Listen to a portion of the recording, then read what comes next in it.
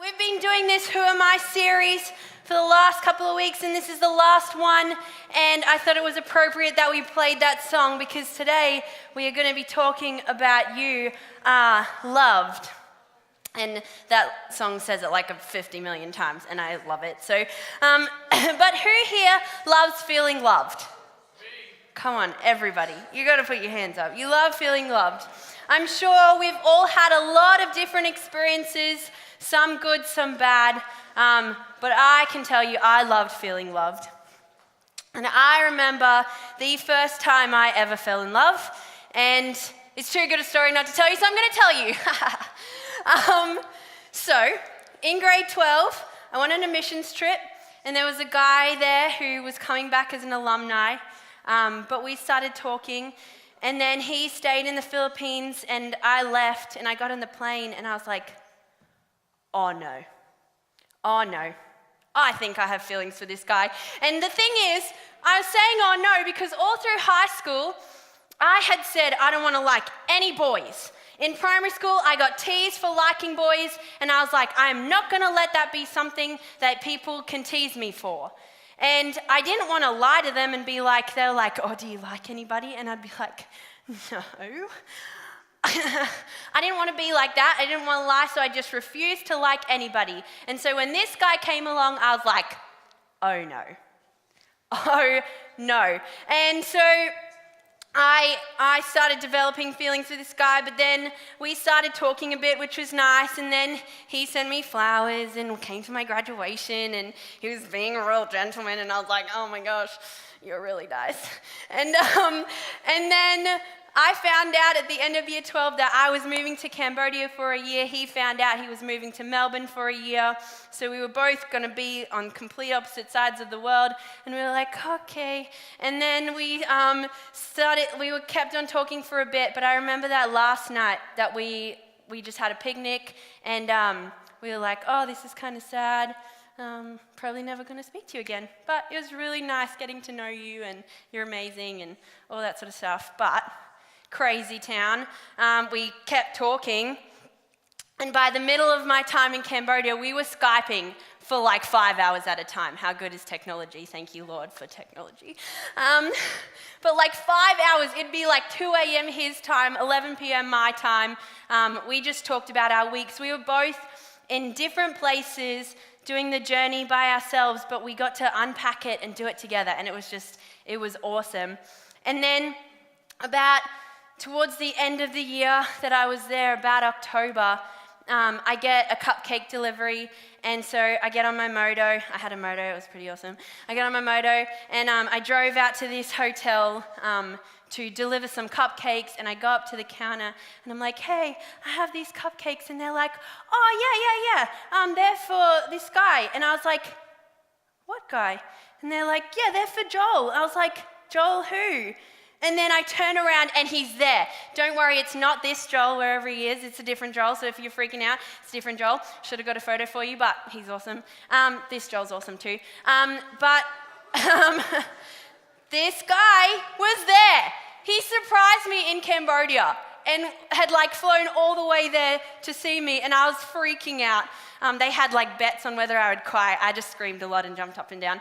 But I got to show him my world in Cambodia, and it was amazing. And then I finished up my time in Cambodia, and then I went down to Melbourne to see him and got to see his world down there. And then we both drove back up to Brisbane together. I found out later that, this is a side note, that the day, or on his way to pick me up from the airport in Melbourne, he declined the job offer that he'd been wanting for like ages. I was like, I didn't know until like years later. Anyway.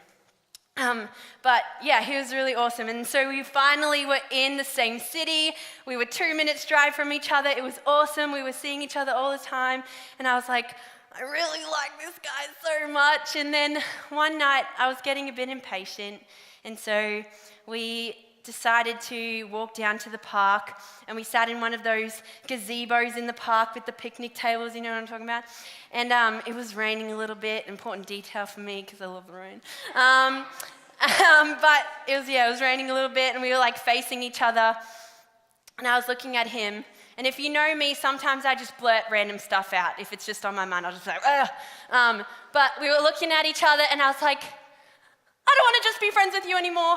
And he was like, what? And I was like, oh no, I want to be more than friends. Like, I don't know where we're at. Like, are we just friends? Are we more than that? Like, where are we at? And he was like, well, actually, when I broke up with my last girlfriend, I made a promise to God and to myself that the next person I would date, I wanted to marry. And I was like, oh crap. And I was like, you take your time, don't even worry about it. Just forget I said anything, backtrack everything. I didn't say it, you didn't hear me say anything. And I was like, oh no. I dug myself a hole there. But he turned to me and said, well, actually, I have been praying about it a lot. And would you like to be my girlfriend? And I was like, yes, heck yeah, I want to be your girlfriend. And it was like raining and there was mist everywhere and we kissed, but it was so nice. It was so nice. And then girls, if they ever do this, he's a keeper. He started praying for our relationship. And I was like, oh my gosh, I'm gone. But yeah, it was just magical. And that night I was like, I love this guy. I love him so much. And yeah, I can't wait to do life with him. But that was the first time I ever fell in love. But I know that not every story is like this. Not every story is like this. That was beautiful, and my heart still sings whenever I think about it. But since then, I have had so much heartbreak. And I have felt broken because love on this earth is not perfect. People are flawed and make mistakes, and therefore love is not always pure. And like I said, it is definitely not perfect. However, there is one perfect love story. And I want to take you back to the beginning. So it's time for a recap on your Sunday school days. You guys sat in Sunday school. If you didn't, that's all right. I'm going to hopefully unpack it a little bit for you so you get what I mean. But in Sunday school, you would hear all these crazy stories of people in the Bible and what happened, what God did in their lives. But now we're not kids anymore. We have to realize that these stories aren't just stories. They're real things that happened. So I want you to think about what God is doing in each and every one of them. What are his motives for why he's doing what he's doing? And where can you see him working? So we're going to speed through the Bible. Let's see how we go. Genesis 1, in the beginning, God created the heavens and the earth. He created the land. He created the birds that fly in the sky. He created all the animals, and he created Adam and Eve. And Adam and Eve were in the garden, and they were in perfect relationship with God. They got to walk through the garden and love being in his presence, and it was perfect. But they had one thing. They couldn't eat from the tree of good and evil. That was the one thing they couldn't do. And then a snake comes, the devil comes in the form of a snake and says to them, nah, if you eat it, you will be more like God. And so they take from the tree and eat it, and immediately that perfectness is broken. It's gone. That relationship isn't as perfect and pure as it was in the start. And that intimacy is lost. And from then, they weren't allowed to stay in that perfect paradise anymore, and everything just started spiraling downhill. People were so broken and evil was just everywhere. People were being so bad. There was murder, hatred. There was just so much evil everywhere. And so God decided that people weren't looking to him for salvation and they were just doing evil. He was like, I can't stand this anymore. I hate the sight of this. People are making bad choices and I can't do anything to stop them.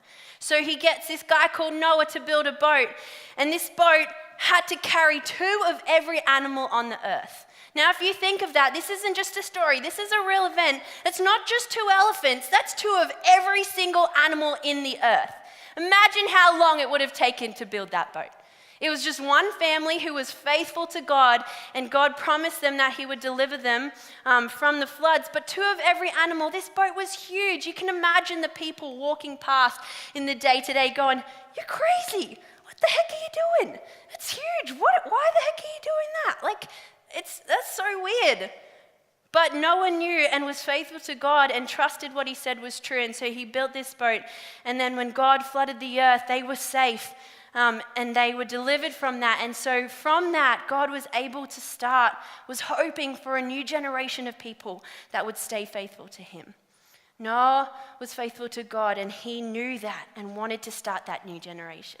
Then we have Abraham, and Abraham looks at the sky and God promises, you will have as many descendants as the stars in the sky. But his wife couldn't have children. He was promised this promise was for generations to follow, and we still see that happening, but his wife couldn't fall pregnant, and so he didn't believe that God had all power. And so he had a child with his wife's slave, and he disobeyed God in that. But then his wife, Sarah, fell pregnant, and he was like, oh, maybe you do keep your promises.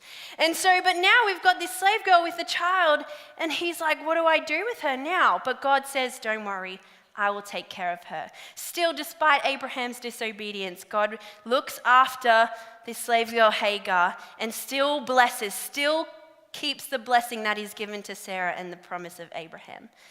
Sarah has Isaac, and then Isaac has Jacob and Esau. And the story of Jacob and Esau, I don't remember, when you remember as a kid, he put the fur all over him and pretended to be like his brother and tricked his parents into getting his brother's inheritance.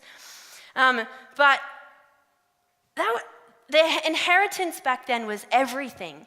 It meant you got everything from the family. And so Jacob tricking his parents it sucked for Esau. How bad would that be? All your money, all your savings, all the things that are promised to you is gone. And he just bolted.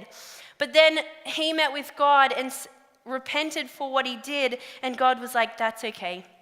I will still bless you and your family.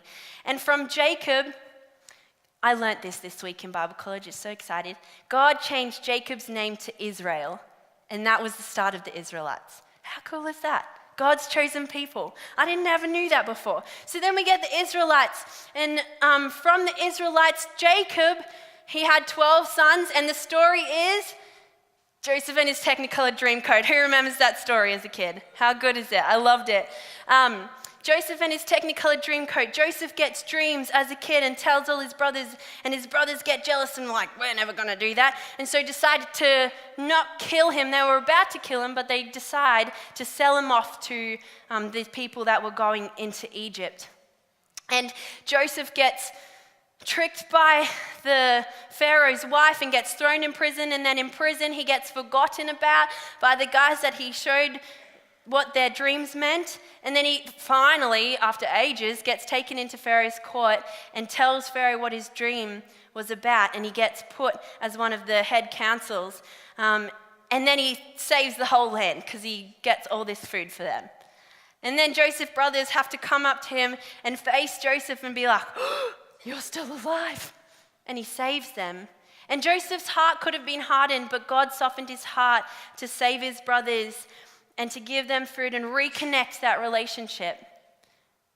And then 400 years later, we have a new Pharaoh who doesn't like Joseph and his family and doesn't like the Israelites, and we get the story of Moses.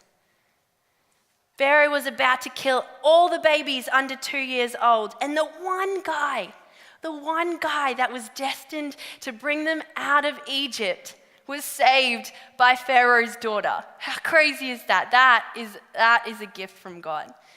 Moses went down the river in the basket and ended up with the princess, and he was saved and brought up in the family with Pharaoh. And then later goes into the wilderness, but God tells him through a burning bush, you need to go back and set my people free. And so we see the story of the 12 plagues. And every time a plague happened, it was God telling Pharaoh, here's your chance to let my people go. Here's your chance again and again and again, until finally Pharaoh's heart was so hard that God was like, I have no other choice. And so he sends the angel of death, but he says to the Israelites, if you paint your door with lamb's blood, all of your firstborn kids will be saved. And that was the last straw for Pharaoh. Finally, when his first son died, he set the people free. And so the Israelites start walking, and they have a cloud that leads them during the day and a pillar of fire at night, but they're still like, we're hungry, we're thirsty. Why is God not providing for us? And you're like, can you not see his power like right in front of you? And then they're freaking out because the Pharaoh's people are chasing after them, and so God parts the Red Sea. And how cool would that be? Imagine a sea parted and you walk through and they get to the other side and then it comes over on Pharaoh's army. They're free, they're set free. And then they get to the bottom of Mount Sinai where Moses goes up the mountain to get the 10 Commandments. The Israelites can see God talking to Moses at the top of the mountain and they're like, this is taking so long. What the heck? Why is this taking so long? They're standing at the bottom waiting for it. And so they decide to build a golden calf to worship instead of seeing the power that's on the mountain. And you're like, can you not see it up there? It's right there. God is right there. Why are you looking away from that and worshiping another God? And then they get down the mountain and he smashes the 10 Commandments and they walk through the wilderness for 40 years, but God still keeps his promise and lets them go into the promised land. That's the first 5 books of the Bible. There's 66 more of those that are saying that people disobeyed God, yet every single time, God keeps his promise and shows up and blesses his people. That's the first 5 books of the Old Testament that people don't like to look. What about the Gospels? We see this baby born in a manger. Nothing special. He was a carpenter. He worked with his hands all day. It was a rough job. He was just like you and me. There's so many prophecies in the Old Testament saying that he would come and save the world, and people had this grandiose idea of what he would do or what he would look like or where he would be born. But he comes as a carpenter to relate to people like you and me. And then 3 years of ministry. He trains his whole life seeking God with everything that he's got. And then 3 years of ministry, he does miracle after miracle. He sets people free over and over again, free from evil, free from their own thoughts. He does so much good in just 3 years. And then at the end of those 3 years, people hate him. They hate him. They're like, this can't be our Savior. This can't be. And so he stands in front of Pilate and he gets sentenced to death on a cross. It was a horrible death. It was so shameful in that culture to die on a cross. So shameful. It was normal though. You would walk down the road and see people hanging on a cross. It was normal. And then he's whipped and beaten by people who know what they're doing. So by the end, he's unrecognizable. You can't tell that it's him. And then he's put a crown of thorns on his head. And then he's told he needs to carry his own cross to where he's going to die. I don't know whether you've been badly bruised or hurt or have just scrapes and cuts all over you. Imagine like 100 times worse than having to carry this big heavy cross that just every step would have been excruciating. And then he hangs on the cross and says, "It is finished." He dies for all of the sins of the past and all of the sins of the future. That includes you and me. That includes everything you have done wrong so far and everything that you will do wrong in the future. He dies for it all. And then 3 days later, he's like, nah, I'm not going to let this be the end. And death has no power. He rises from the dead and comes back and reveals himself to us. That was God's plan. And when I look at just a few of those stories, especially the one of Jesus, I just see the Bible as one giant love story. It's a story to draw people into relationship with him and ultimately create intimacy with the creator of the universe. This is not your average love. They actually have a name for this love. It's agape love. It's selfless. It's sacrificial. It's unconditional. There are no conditions you have to meet, no standards or qualities you have to match. It is simply accepting him for who he is, what he has done for you, and saying sorry for everything you have done wrong. Now I know you've heard this verse a million times, but let me read it to you in a different way. For this is how God loved the world. He gave his one and only Son, so that everyone who believes in him will not perish, but have eternal life. If that's not love, I don't know what is. For this is how God loved the world. Ephesians 3:14-19. Think of all these stories I've just told you, and then hear this verse. When I think of all of this, I fall to my knees and pray to the Father, the creator of everything in heaven and on earth. I pray that from his glorious, unlimited resources, he will empower you guys, with inner strength through his Spirit. Then Christ will make his home in our hearts as you trust in him. Your roots will grow down into God's love and keep you strong. And may you have the power to understand, as all God's people should, how wide, how long, how high, and how deep his love is. May you experience the love of Christ through it is though it is too great to understand fully. You just can't understand it fully. Then you will be made complete with all the fullness of life and power that comes from God. I want to read you this quote. And this quote blew my mind. It blew my mind. It's a good summary of everything that I have just said. To be fully loved, but not fully known, will always allow us to buy the lie that if they only knew the real me, they wouldn't want me anymore.